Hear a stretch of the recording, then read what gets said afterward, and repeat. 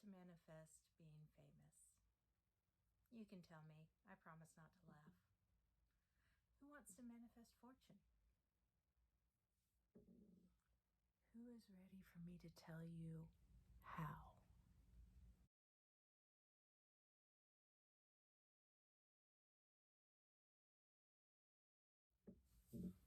Hi, I'm Marna. Thank you for joining me. So what do I know about manifesting fame and fortune? Well, not to put too fine a point on it, I am a canon character in both the Marvel universe and the DC universe at this point in time. And I will happily, if anyone wants to send me an email and ask, I will happily tell you exactly where you can find me. So how do you do it? How do you manifest a role in something like Falcon and the Winter Soldier? Hi, I'm there. How do you manifest being in the Infinite Earth crossover event? There too. How do you do it? It's surprisingly easy. The first thing you do is you stop giving a shit if you do it or not.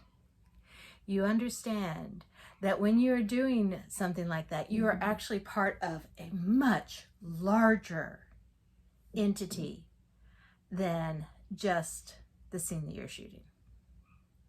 You understand that being part of that larger entity is a privilege, and you stop worrying about when it's going to happen or how it's going to happen or what you're going to have to do to make it happen. You sit there, you do the legwork, you take your acting classes, you figure out blocking, and then you figure out where the filming is happening, and you go there and you sign up. You tell them that you're willing to do whatever it takes to be in whatever it is. Casting notices go out all the time. I've gotten 4 today inviting me to be in various shoots, even though I haven't done shoots in over a year. So you do the legwork. You get yourself noticed.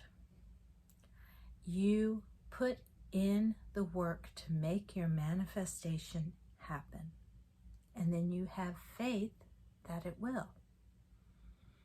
And it really is that simple a formula. People make it so difficult and sit there and think that it's just a hopeless pipe dream. There's no way I'll ever be on the big screen.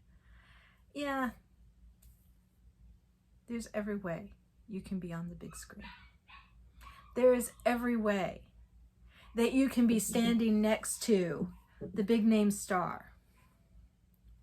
In fact, if you go look at the Jennifer Hudson, Aretha Franklin biopic that came out this year, the scene in the Rainbow Room where she's coming down the stairs, I'm right there in that hideous blue dress they put me in while she's talking to Katie Stanton. So there's fame. There's my name. There is me on the movie screen where anyone and everyone can see me. What does that do for me? To be honest, not much, because I recognize that it's something I did for fun. It was something that I did because I enjoyed the industry. It was something that I did because the privilege of sitting for 14 hours in a dark theater listening to Jennifer Hudson sing Aretha Franklin tunes a cappella outweighed anything else that I wanted to do. You see, that's what fame and fortune really bring you, is the freedom to have those incredible experiences, things that you will tell your grandchildren about. Well, my grandchild's not quite old enough yet to understand how cool that was, but one of these days, he's gonna get it.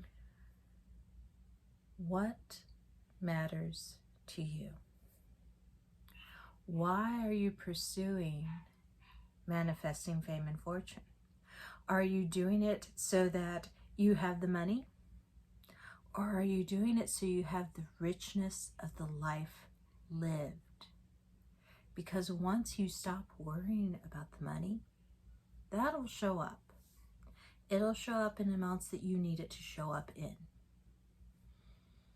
When you focus on the richness of the experience, when you should focus on being able to say, yes, I was there. Yes, I had this experience. Yes, this is a story I can tell. When you make those experiences a part of your lived experience, that's when you start to really reap the benefits that we so blithely ascribe to fame and fortune. Now, to be honest, I'm quite happy that I can walk down the street and not be harassed by people. I've lived that life before. 30 years ago, I lived that life. And it sucked. It is so much better now to be able to savor those memories, to be able to know that I was part of something larger than myself that is going to outlive me and everyone else who is involved in it. To be able to say, hey, I'm part of this greater thing.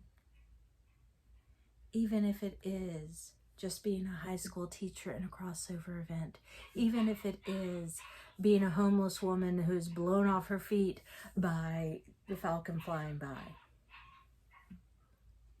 even if it is ducking fuel air bombs when New York is being overrun and turned into the DMZ.